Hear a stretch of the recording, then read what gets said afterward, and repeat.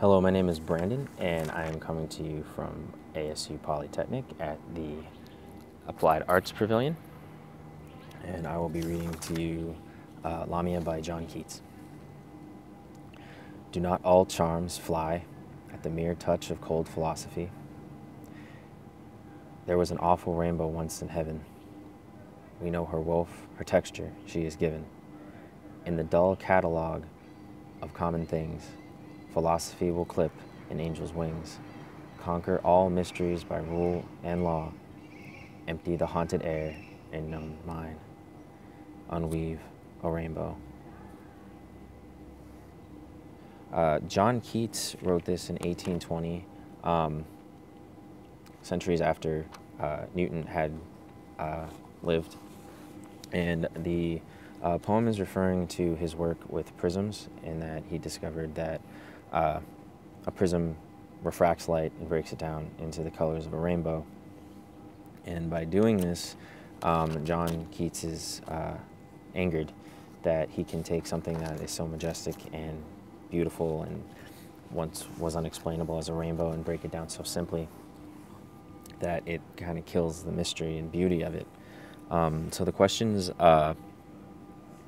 that were asked were what the poet thinks is at stake, what is the aspect of this accomplishment in the poet praising or criticizing, and how Newton's accomplishment impacted worldview. And I feel like these all go very hand in hand, in that Keats, as a romantic poet of his time, kind of views this from the view of a poet, in that he wants to see things as they are in beauty, as opposed to Newton, who wants hard answers,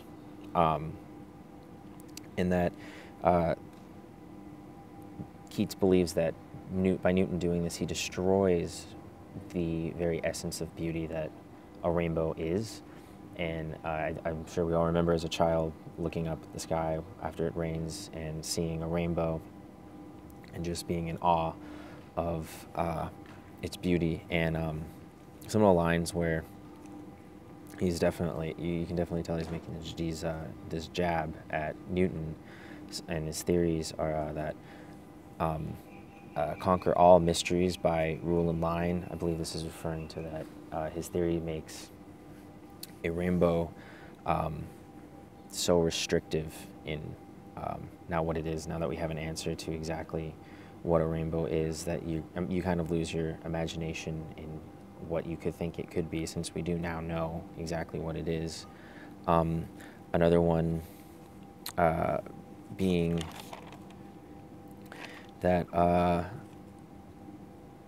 in dull catalog of common things, that now like a rainbow is just something to be written down, catalog like any other scientific work.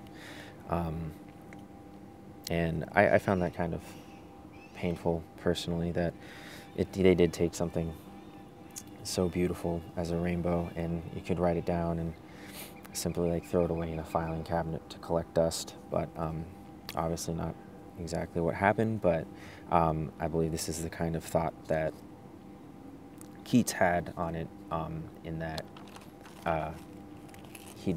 that Newton just kind of simplified a rainbow so much and gave such a hard definitive answer that it really did kill any mystery around what a rainbow was. As previously I said, that I was coming from the Applied Arts Pavilion at ASU Polytechnic. I chose this because I found it to, like this poem to be,